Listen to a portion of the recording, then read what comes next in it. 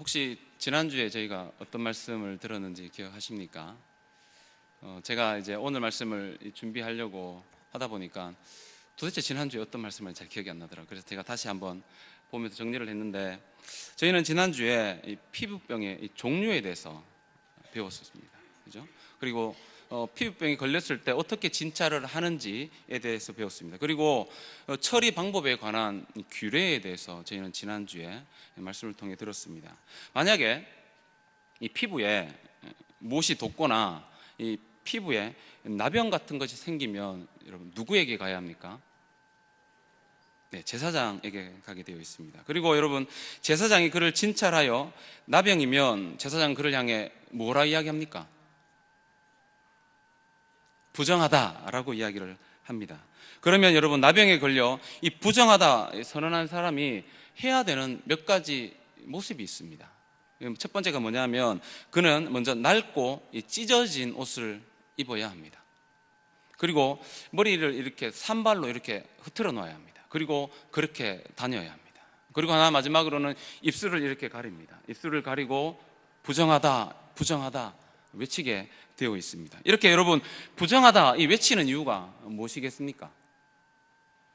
혹시라도 누군가가 이 자신에게로 다가와서 이 접촉하면 이 부정을 탈까봐 미리 사전에 경고하는 겁니다. 그리고 죽은 상태와 같은 이 자신의 처지에 대한 이 애도입니다. 가족과 사람들 앞에서 이렇게 외쳐야 하는 여러분, 자신의 신세가 얼마나 힘들고 괴롭겠습니까? 이것뿐 아닙니다. 나병에 걸린 사람은 자신의 그 남은 생애 동안 혹은 이 정결하게 될 때까지 홀로 외로이 이 성 밖에서, 진 밖에서 살아야 합니다. 그리고 여러분, 더 큰 문제가 있습니다. 홀로 외로이 사는 것도 참 힘든 일인데, 더 큰 문제는 이제 이 나병 때문에 하나님께 나아갈 수 없다는 겁니다. 이야기는 곧 영적 죽음입니다. 이렇게 나병에 걸린 사람은, 이 나병에 걸린 사람이 할 수 있는 것은요, 오직 하나님 한 분밖에 바라볼 것이 없습니다. 그리고 자신의 병이 낫게 되길 간절히 바라고 소망할 수밖에 없습니다. 그리고 이 사람에게 소원이 하나 있다. 무엇이겠습니까? 이 사람의 소원이 있다. 그것은 여러분, 진 밖에서 다시 진 안으로, 죽음에서 다시 생명으로, 그래서 하나님과 관계가 다시 회복되어지고 가족들 품으로 돌아가는 것, 그것이 이 사람에게 있어서 가장 유일한 소원이지 않겠습니까? 여러분, 이러한 배경에서 저희는 오늘 이 14장의 말씀을 함께 봐야 합니다. 오늘 말씀은 이 나병에 걸렸다가 이 병이 낫게 되면서 가지게 되는 이 정결의식입니다. 1절 2절 말씀을 한번 보십시오. 1절 2절 말씀해 보시면 하나님께서 모세에게 이야기합니다. 모세에게, 아론이 아니고요, 모세에게 환자가 정결하게 되는 날의 규례에 대해서 이야기를 하고 있습니다. 먼저 여러분, 나병에 걸렸던 사람이 이 자신의 몸을 봤을 때 이 병이 나은 것 같으면 누구에게 가야 합니까? 제사장에게 갑니다. 아직 병이 확실하게 낫다라는 이게 판정이 나지 않았기 때문에 진 안에는 들어갈 수 없습니다. 그러니까 제사장이 진 밖으로 나가서 이 나병 환자를 환부를 이렇게 판별하게 되어 있었습니다. 그리고 여러분, 제사장이 보기에 병이 나았다고 판단되면 이제부터 이 정결하게 하는 의식을 진행하게 됩니다. 이 정결 의식에 참여하는 사람은 이 병이 나았음에 대한 감사와 이 믿음의 표현을 자기 마음대로 하지 않습니다. 하나님께서 말씀하신 그 예식대로 행하도록 되어져 있었습니다. 그 예식이 이제 4절부터 오늘 우리가 보게 될 말씀입니다. 이 4절부터 이 7절까지를 보면 정결함을 받을 자의 이 첫 번째 의식이 나오고 있습니다. 이 제사장은 이 정결함을 받을 자에게 무언가를 가지고 오라 합니다.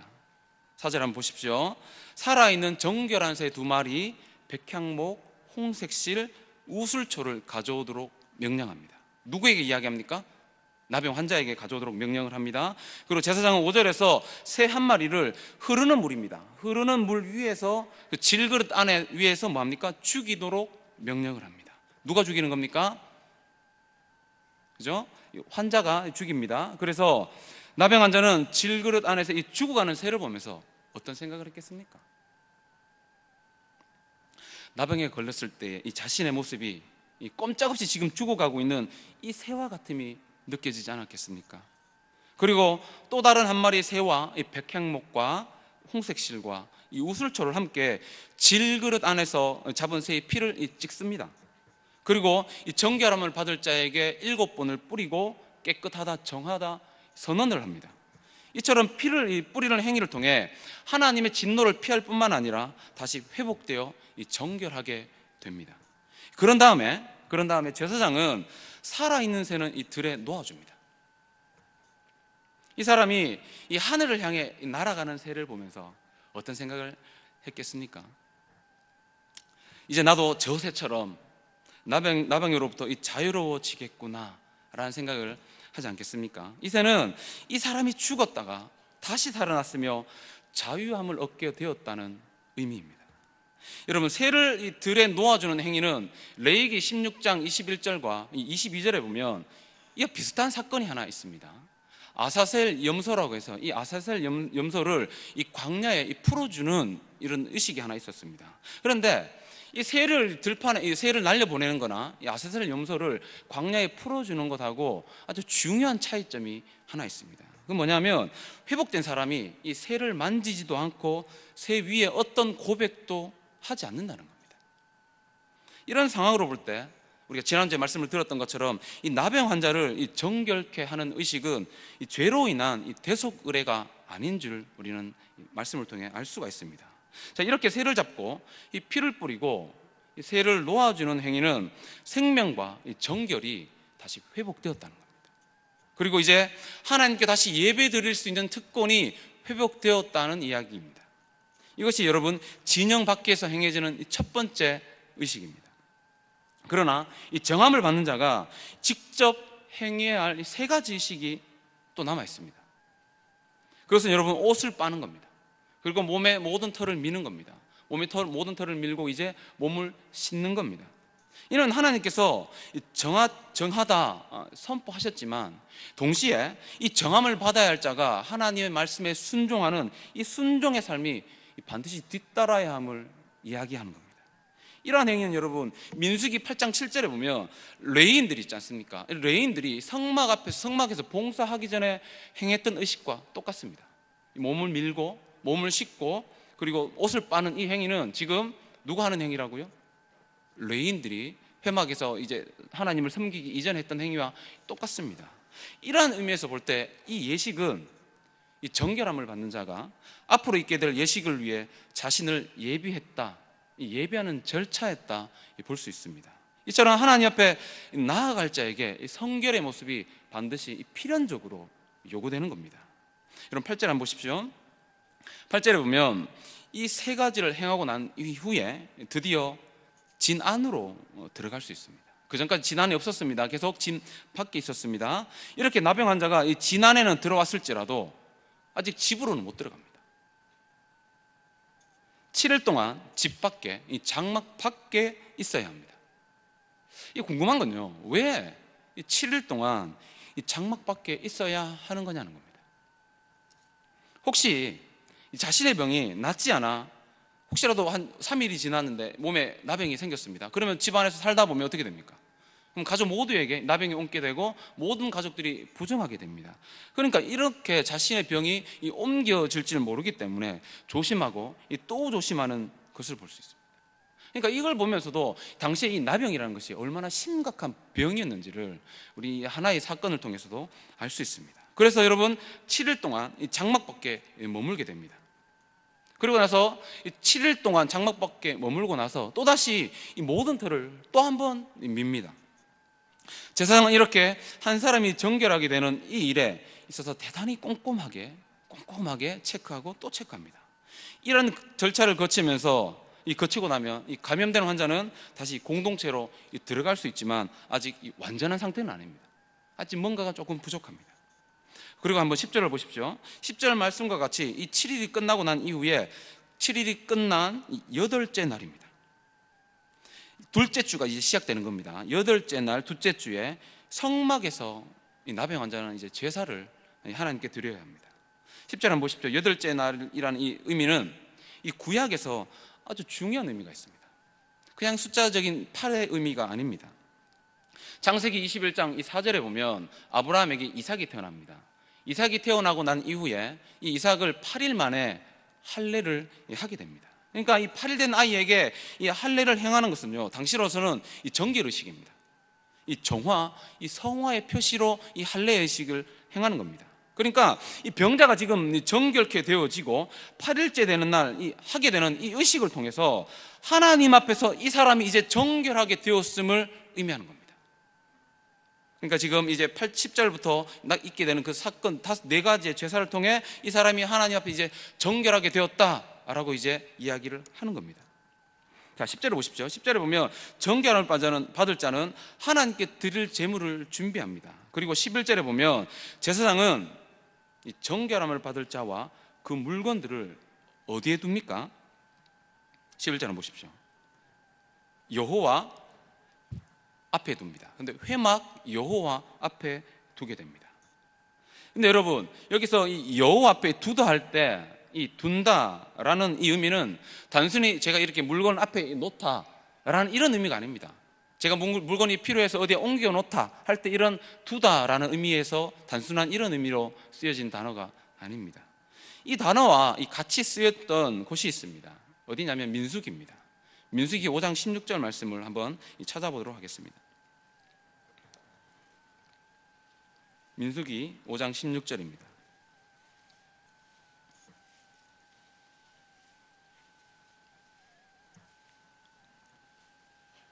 함께 읽도록 하겠습니다.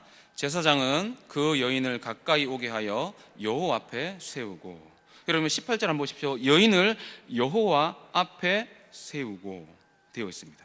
그러니까 여러분, 이 여호와 앞에 세우다라는 단어와 여호와 앞에 이 두다라는 단어가 똑같습니다. 단어가. 여호와 앞에 세우고라는 이 말씀의 정확한 의미는 여호와 얼굴 앞에 세우다는 뜻입니다. 그러니까 민수기 이 5장 16절을 이 전후의 내용이 어떤 내용인지를 알면 정확하게 이 의미를 이해할 수 있습니다.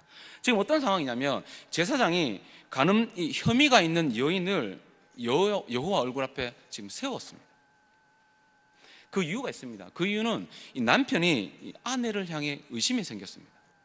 이 아내를 향해 의심이 생기니까 이 아내가 이 남편 몰래 간음을 했는지 안 했는지 알고자 해서 지금 여호와 앞에 세운 겁니다.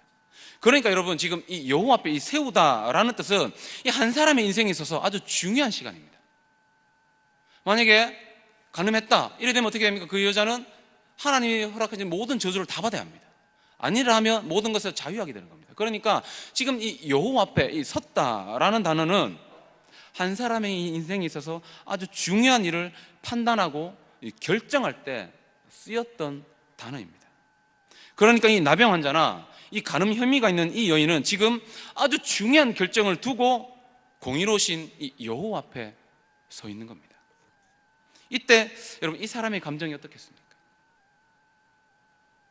어제 보고 오늘 또 보는 이런 친구를 만나는 그런 가벼운 마음으로 지금 여호와 앞에 서 있겠습니까? 아닙니다. 초조할 것입니다. 두려울 것입니다.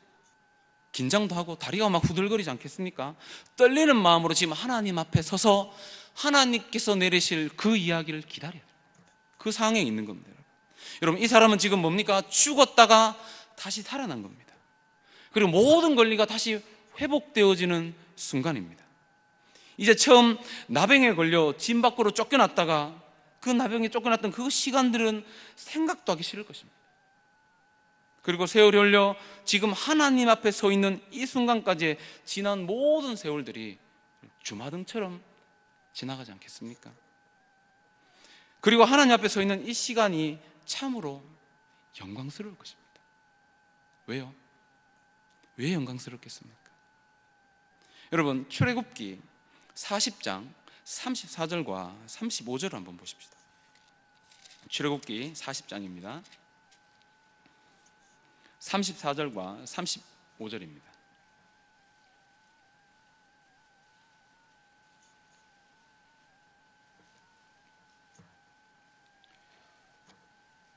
(34절의) 상황이 지금 어떻습니까? 구름이 회막에 덮였습니다. 구름이 회막에 덮이고 여호와의 영광이 지금 성막에 충만하게 되었습니다. 35절 말씀 보면 여호와의 영광이 성막에 충만하게 되니까 모세가 회막에 들어갈 수 없었습니다. 그런데 여러분, 레위기 1장 1절 한번 보십시오. 레위기 1장 1절에 보면 이게 단어가 하나 빤졌습니다. 그러나 단어입니다. 그러나 한번 읽어보죠. 다 같이 읽겠습니다. 여호와께서 회막에서 모세를 부르시고 그에게 말씀하여 이르시되. 여러분, 하나님께서 우리를 불러주지 않으면, 하나님께서 그 앞에 세워놓지 않으면 어느 누구도 하나님 앞에 설 수 없습니다. 모세도 하나님 영광이 가득 찬 그 성 회막 앞에 있을 수 없었습니다. 그러나 하나님께서 불러주시니까 모세가 하나님 앞에 나아갈 수 있었습니다. 그러니까 지금 이 나병 환자는 여호와 앞에 서 있지 않습니까? 그러니까 하나님께서 나병 환자를 불러주신 겁니다. 불러주셨고, 그렇기 때문에 그는 지금 하나님 앞에 서서 하나님께서 내리신 판결을 기다리는 겁니다. 나병 환자는 이 하나님 앞에 서 있는 것 자체만으로도 평생에 잊을 수 없는 감격과 이 기쁨이 있었을 것입니다. 여러분 어떻습니까? 하나님께서 세상 속에서 3일간 살던 우리를 불러 오늘 이 자리에 있게 하셨습니다. 그리고 하나님을 예배하도록 우리를 불러 주셨습니다. 그렇다면 여러분은 어떤 마음으로 지금 하나님을 예배하고 있습니까? 죄인된 나를 구원하시고 하나님을 섬길 수 있는 은혜를 주신 하나님께 감사함으로 예배드리고 있습니까? 아니면 감격과 감사는 사라진 지 오래이고 그저 습관처럼 예배의 자리만 채우고 마당만 밟고 그냥 공기만 요동하다가 그저 돌아가고 있지는 않습니까? 지금 하나님 앞에서 드리는 예배가 아무런 감동도 감격도 없이 드려지고 있다면 이건 누구의 책임입니까? 누구의 책임으로 봐야 하겠습니까? 오늘 여러분 하나님께 드리는 예배가 어떤 예배입니까? 살아계신 하나님 앞에 우리가 지금 서 있습니다. 어떤 마음으로 하나님께 나아가야 하겠습니까? 이 나병 환자가 하나님 앞에 섰을 때 여러분 감격과 그 감동이 오늘 예배를 드리는 저와 성도님들에게 있기를 간절히 소망합니다. 그리고 여러분 10절에서 20절에 나오는 이 제사 규정들은 레위기 8장과 이 9장에 나오는 이 제사장 위임식이나 아론의 첫 제사와 상당히 유사합니다. 이 정결 의식이 얼마나 중요한가 하는 것은 이 여러분 자원에서 드리는 제사가 무엇입니까? 혹시 아십니까? 자원에서 드리는 게 있습니다. 다시 레위기 1장부터 해야 되는, 정말 힘들거든요. 저희가 이거 지금 준비하는 게. 자원에서 드리는 것은 여러분 화목제입니다. 그러니까 여러분 이 자원에서 드리는 이 화목제를 제외하고 4가지 제사를 다 드립니다. 그러니까 이 의식이 얼마나 중요한지를 우리 이 말씀을 통해 볼 수 있습니다. 한 사람이 하나님 앞에서 다시 회복되어지는 그 순간입니다. 그 순간 지금 우리 말씀을 보고 있는 겁니다. 그런데 여러분 특이한 것은요, 이 4가지 제사 중에 가장 먼저 번제나 이 속죄제를 드리지 않습니다. 속건제를 드립니다. 이 속건제를 가장 먼저 드리는 것은 이 병에 걸렸던 사람이 이 진 밖으로 나가 있다가 그동안 하나님께 드리지 못했던 예물을 드려야 하기 때문입니다. 그래서 다시 관계가 회복되어지고 난 후 가장 먼저 속건제를 보상 차원에서 드립니다. 그게 여러분 12절에서 18절의 내용입니다. 그리고 여러분 14절과 17절 한번 보십시오. 14절과 17절을 보면 이 속건제의 피를 정결함을 받을 자에 어디에 바릅니까? 오른쪽 깃뿌리 그리고 엄지손가락, 엄지발가락에 바릅니다.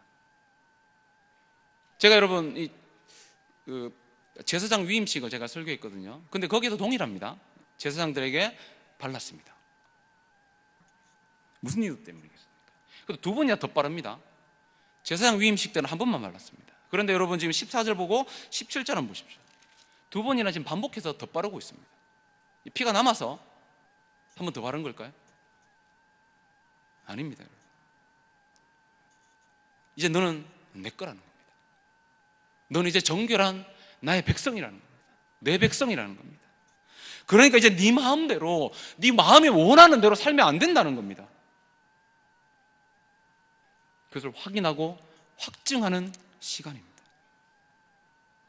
죽었다가 다시 새롭게 태어난 감격과 기쁨으로 너는 이제부터 듣고 행하고 걸어가는 모든 것에서 정결되이 구별되어 살아라. 그러니까 여러분, 지금 이 손과 귀와 발가락에 바르는 사람이 어떤 마음으로 이 정결의식에 참여해야 합니까?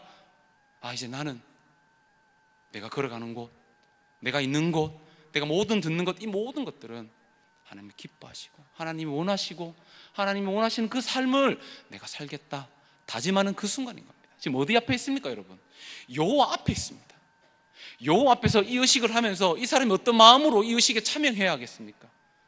오늘 우리가 하나님께 예배를 드리면서 어떤 마음으로 이 자리에서 예배를 드려야 하냐, 그 이야기인 것입니다. 우리 매번 드릴 때마다 하나님께 결단해야. 여러분 아시지 않습니까? 안 되는 거 아시지 않습니까?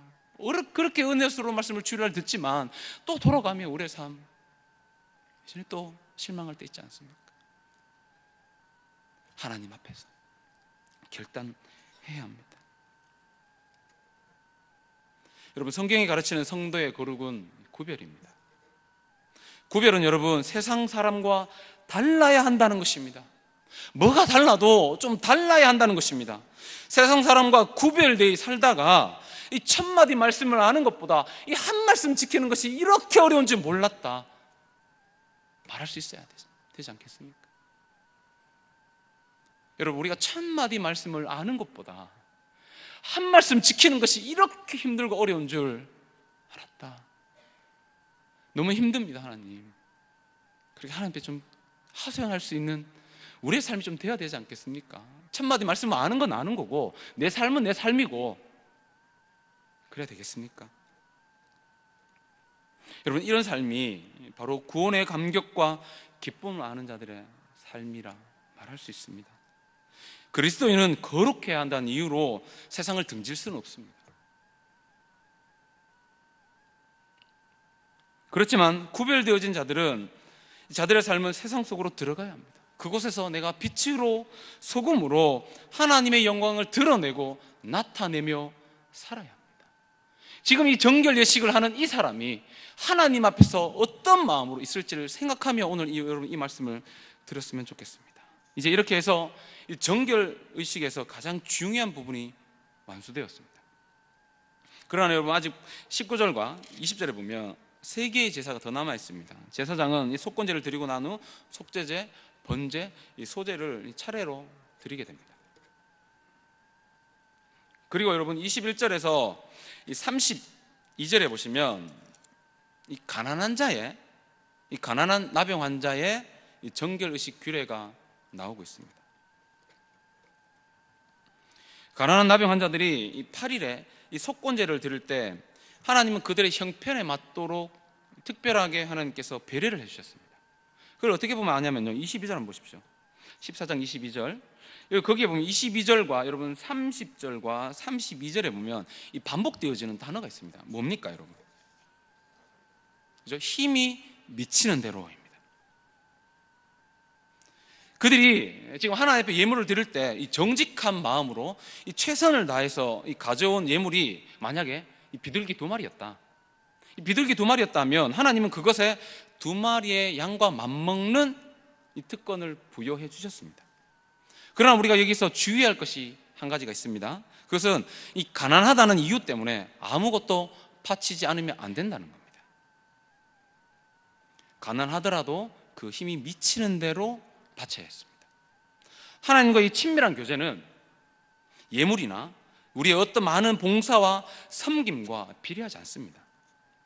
하나님은 예물을 드리는 자가 정직하게 최선을 다해 힘이 미치는 대로 드리면 우리 하나님, 공평하신 하나님께서 동일한 은혜로 우리와 함께 하시는 분임을 시간 기억했으면 좋겠습니다.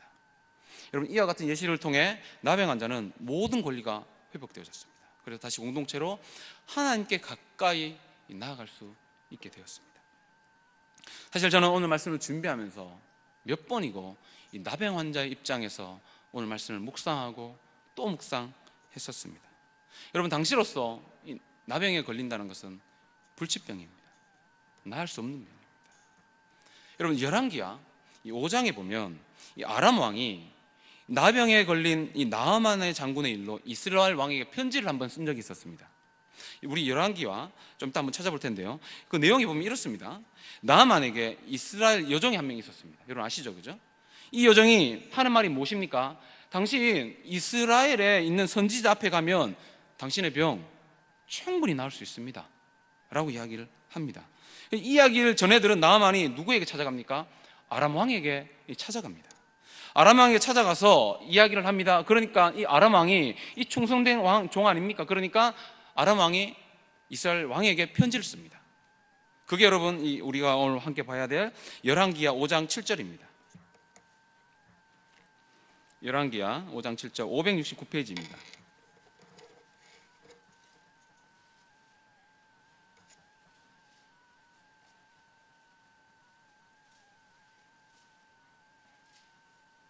지금 아람 왕이 이스라엘 왕에게 편지를 썼습니다. 요지는 뭐냐면 병을 고쳐라는 겁니다. 자, 우리 한번 5장 7절 말씀을 한번 읽어보도록 하겠습니다. 시작. 이스라엘 왕이 그 글을 읽고 자기 옷을 찢으며 이르되 내가 사람을 죽이고 살리는 하나님이냐? 그가 어찌하여 사람을 내게로 보내 그의 나병을 고치라 하느냐? 너희는 깊이 생각하고 저 왕이 틈을 타서 나와 더불어 시비하려 함인 줄 알라 하니라. 무슨 말입니까? 나병 고치는 것 불가능하다는 겁니다. 그래서 편지를 읽고 뭐라고 이야기합니까? 내가 어떻게 하나님이 될 수 있냐? 어떻게 내가 이 병 고치냐? 라고 이야기하는 겁니다. 사람이 고칠 수 있는 병이 아니라는 겁니다. 이처럼 여러분 당시의 상황으로 봤을 때 이 나병에 걸린 것은요 실로 엄청난 고통이었습니다. 그렇기 때문에 살아있지만 사는 게 아닌 비참한 삶을 살아야 했습니다. 여러분 이 비참한 삶에 끝날 기약이 있습니까? 어쩌면 평생을 짐 밖에서 살다가 짐 밖에서 죽어야 할지도 모를 일입니다. 이 사람에게 소원이 하나 있다면 무엇이겠습니까? 나병이 낫게 되는 것이겠죠. 그리고 다시 하나님께로 가족에게 돌아가는 것일 것입니다. 그래서 언제 나을지 몰라도 매일 여러분 자신의 몸을 살피지 않았겠습니까? 저는 그랬을 것 같아요. 그래서 오늘 말씀처럼 제사장 앞에 서서 몸을 살피고 이 정결의식을 통해 하나님 앞에 선다면 이 사람의 마음이 어떻겠습니까? 여러분 이 일은 죽었다가 다시 산 겁니다. 평생에 있어서 가장 기쁘고 감격적인 순간이 아니겠습니까? 여러분 평생에 있어서 가장 감격적인 순간은 언제였습니까? 결혼하고 처음으로 자녀가 태어났을 때 그때가 가장 감격적이었습니까? 저도 이 자식은 순탄하게 놓지 못했습니다. 첫째가 1.3kg로 태어났습니다. 이 자리에 어머니들 많이 계시니까 1.3kg면 어느 정도 심각했는지를 아시죠? 인큐베이터에 2달 있었습니다. 그리고 여러분 2달 있고 태어날 때보다 여러분 태어날 때가 더 기뻤습니다. 혹시 여러분 이런 기쁨이 여러분의 가장 인생의 즐겁고 행복한 기쁨이었습니까? 아니면 평생을 남의 집에 세대로 살다가 드디어 내 집을 장만해서 처음으로 입주할 때 여러분 그때가 가장 기뻤습니까? 저도 결혼하고 2년 동안 이사를 제가 5번 했습니다. 그래서 제가 이사의 달인 정도는 안 되더라도 상당히 이사를 많이 했기 때문에 여러분 그런데 제가 이제 사택에 살지 않습니까? 이런 안정적인 집에 사는 것이 얼마나 행복이고 이 기쁨인지를 압니다. 여러분 정말 이런 것이 우리의 인생에 가장 기쁘고 즐거운 일일까요? 여러분 인생에 가장 기쁜 일은 무엇입니까? 이러한 기쁨이 그리스도인에게 가장 기쁘고 여러분 감격적일 수는 없습니다. 그렇다면 이 그리스도인의 가장 감격적인 순간은 언제이겠습니까? 언제여야 하겠습니까? 스스로 죄인데요 하나님을 떠났던 우리를 구원해 주신 이게 하나님의 은혜를 경험하고 알게 된 바로 그때가 아니겠습니까? 아닙니까? 아니신 것 같은데.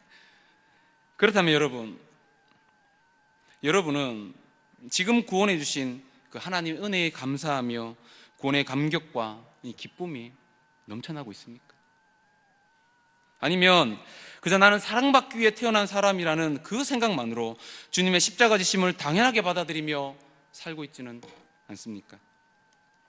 우리가 하나님 앞에서 어떤 존재였습니까? 나병 환자와 같이 영적으로 죽어 있던 존재가 아니었습니까? 그래서 하나님 앞에 설 수조차 없었던 존재들이 바로 저와 여러분이 아니었습니까? 여러분, 나병 환자가 다시 정함을 받기 위해 필요한 것들이 있었습니다. 무엇입니까? 재물입니다. 좀 더 정확하게 이야기하면 이 재물에 피가 필요했습니다. 왜 정결의식에서 이 피가 필수적으로 필요했을까요? 레위기 17장입니다. 레위기 17장 11절 말씀입니다. 한번 찾아보죠.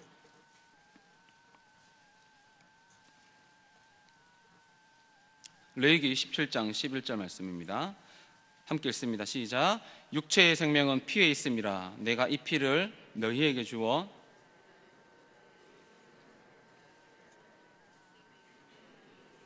피가 죄를 속하니라. 여러분, 그리고 히브리서 9장 22절에 보면 피 흘림이 없이는 죄 사함이 없다 말씀하고 있습니다. 여러분, 부정과 이 죄로부터 깨끗함을 얻기 위해서는 반드시 뭐가 필요합니까? 그러니까 제물에 피가 필요합니다. 즉 여러분, 생명의 대가 없이는 정결함이 불가능하다는 겁니다. 이처럼 죄인된 우리가 다시 하나님과 화목하기 위해서는 무엇이 필요합니까? 우리가 하나님과 다시 화목하기 위해서는 제물이 필요했습니다. 스스로 죄인된 우리와 하나님 사이에 이 화목을 이루어내기 위해서는 제물이 필요했습니다. 로마서 3장 25절에 보면 이런 말씀이 있습니다. 하나님께서는 이 예수를 화목제물로 주셨습니다. 누구든지 그 피를 믿으면 속죄함을 받습니다. 그러니까 여러분, 죄인된 우리와 거룩하신 하나님 사이에 누가 계신 겁니까? 여러분, 예수 그리스도께서 우리의 화목제물 되어 주셨습니다. 여러분, 이 화목이라는 단어는요, 하나님의 분노를 달래다 혹은 진정시키다 라는 의미가 있습니다. 이 말씀처럼 만약 우리와 하나님 사이에 여러분 예수 그리스도께서 화목제물 되어주지 않았다면 여러분, 그 하나님의 모든 쏟아지는 그 진노는 누가 받아야 합니까? 저와 여러분이 받아야 합니다. 여러분, 무서운 이야기입니다. 여러분, 하나님이 쏟으시는 그 모든 진노는 우리가 받아야 합니다. 그런데 우리가 받았습니까? 예수 그리스도께서 다 받아내셨습니다. 우리는 영원히 죄의 노예로 살다가 죽을 비참한 존재였습니다. 그런 존재가 바로 저와 여러분입니다. 하지만 여러분, 예수님의 피값으로 우리의 죄값을 대신 지불함으로 우리의 모든 죄가 여러분 사해졌습니다. 여러분, 대신 값을 지불하셨다라는 말씀이 여러분 신약에서는 이 속량했다라는 뜻입니다. 이 속량이라는 의미는 여러분 값을 지불하고 풀어주다, 사로잡힌 것을 자유롭게 하다라는 뜻이 있습니다. 이 속량이라는 단어는 원래는 이 노예를 사고 팔 때 썼던 단어입니다. 여러분, 요즘에 노예 제도가 있습니까? 노예 제도가 없다 보니까 이 속량이라는 단어를 잘 쓰지 않습니다. 그러나 그리스도인이라면 이 속량이라는 단어는 좀 알고 있어야 합니다. 사랑하는 교회 여러분, 하나님을 대적하고 하나님을 떠나서 스스로 죄인 되었던 자들을 하나님의 진노에서 구원하시고 자유롭게 하기 위해 예수님께서 대신 값을 지불하셨습니다. 여러분, 이게 말이 되는 이야기입니까? 말이 되는 이야기입니까? 여러분, 우리는 물에 빠져 죽어가는 사람을 살리기 위해 대신 죽었다면 우리는 이 사람의 희생을 고귀한 희생이다 말할 것입니다.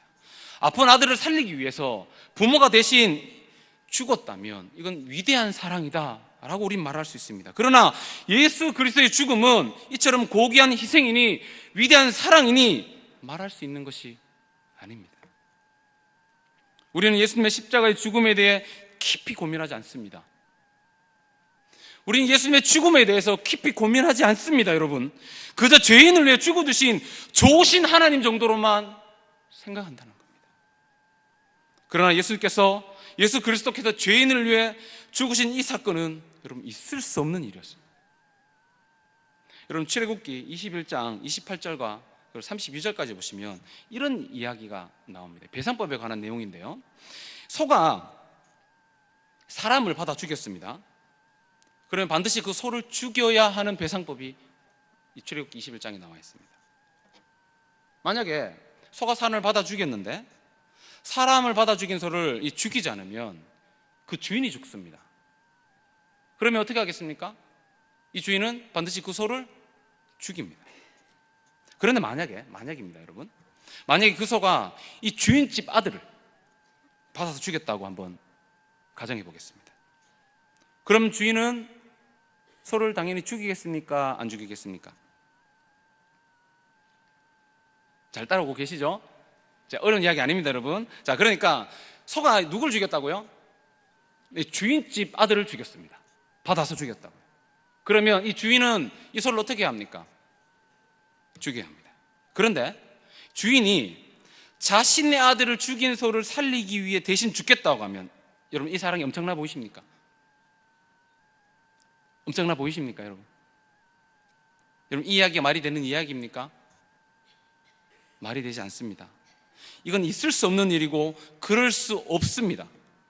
그 주인이 그렇게 행동한다면 그 소를 정말 사랑하는구나. 자신의 아들을 죽였음에도 불구하고 자기가 대신 죽을 수 있다면 그 소를 얼마나 사랑하면 그럴 수 있겠는가 생각하며 감동적이다, 대단한 사랑이다 말할 수 있습니까, 여러분? 이런 이야기를 들으면서 고귀한 희생이니 위대한 사랑이니 이런 말 할 수 없습니다. 저는 그렇게 말할 수 없습니다. 이건 불의한 일이고 있을 수 없는 일입니다. 자, 그렇다면 하나님의 아들 예수 그리스도가 우리가 아직 죄인 되었을 그때에 죄인된 나를 살리기 위해 내 대신 죽었다. 그리고 나를 향한 그 하나님의 사랑을 십자가 위에서 확증하셨다. 여러분 이 이야기는 말이 되는 이야기입니까? 대답해 보십시오. 이 이야기가 말이 되는 이야기입니까? 주인의 아들을 죽인 소를 살리겠다고 여러분 주인이 대신 죽는 것보다 주님께서 이 죄인된 나 같은 자를 살리겠다고 여러분 대신 죽으신 것은 더 부당한 것입니다. 있을 수 없는 일입니다, 여러분. 그렇게 이야기하고 여겨야 합니다. 안 되는 이야기여야 합니다. 그렇게 알고 믿을 때 비로소 우리를 향한 십자가의 사랑이 얼마나 큰지 조금이나마 우리는 알 수 있습니다. 죄인을 위해 죽으신 이 사건은 가능하지 않을 뿐만 아니라 용납할 수 없는 일입니다. 이렇게 예수 그리스도의 사랑이 부당하게 보이고 있을 수 없는 일이라 진심으로 고백할 때 저도 그리고 성도님들도 나를 향한 그 예수 그리스도의 사랑이 어떠한지 조금이나마 알 수 있을 것입니다. 이제야 우리는 이해가 가기 시작할 것입니다. 그러나 많은 한국교회 성도들의 문제가 있습니다. 문제는 뭐냐면요, 나는 정말 죽을 수밖에 없는 이 죄인이라는 이 사실과 죄인을 향한 예수님의 죽음이 부당하다 생각하지 않는다는 겁니다. 나는 이런 은혜를 받을 수 없는 이 죄인이라는 이 애통함보다 그저 나는 사랑받기 위해 태어났습니다, 이 정도 생각밖에 하지 않고 산다는 겁니다. 여러분은 어떻습니까? 여러분은 어떻습니까? 여러분을 향한 십자가의 사랑이 부당하다, 말도 안 된다, 여러분 이런 생각 해본 적 있습니까? 여러분 예수 그리스도께서 죄인을 위해 죽으셨다는 것은 부당하고 있을 수 없는 일입니다. 주인의 아들을 받아 죽인 소를 살리겠다고 그 주인이 대신 죽는 것보다 죄인된 나를 살리겠다고 예수님께서 십자가에서 그 모든 고난과 고통을 당하시고 하나님 모든 진노를 다 받아내신 이 사건이 어떻게 당연한 일입니까? 이렇게 우리의 가슴 깊은 곳에서 말하고 고백할 수 있을 때 비로소 우리에게 허락된 구원이 얼마나 크고 감사한 것인지 진실로 알게 되는 것입니다. 말씀을 정리하겠습니다. 여러분 다음 주면 이제 고난주간이 시작됩니다. 우리는 고난주간에만 십자가를 생각하고 묵상합니다. 여러분 십자가는 1년에 한 번 이 연례 행사처럼 묵상하고 가슴 아파하는 그런 이야기가 되면 안 됩니다. 이 사건은 우리의 삶의 중심이며 우리의 삶의 전부입니다. 매일 이 십자가의 은혜를 기억할 때 웬 말인가? 날 위하여 주 돌아가셨나? 이 벌레 같은 날 위해 큰 고통 받으셨네. 내 주연죄 다 지으시고 못 박히셨네. 웬일인가? 웬 은혜인가? 그 사랑 그 사랑. 이와 같은 죄인됨의 애통함이 넘쳐나길 간절히 소망합니다. 그때야 비로소 조금이나마 하나님의 은혜를 알 수 있지 않겠습니까? 한자포로 다가온 이 고난주간을 앞두고 어떤 말로도 표현할 수 없는 그 사랑의 깊이를 깊이 깨달아 십자가의 사건이 정말 충분히 경험되어지는, 완전히 경험되어지는 그런 귀한 시간들 되길 간절히 소망합니다.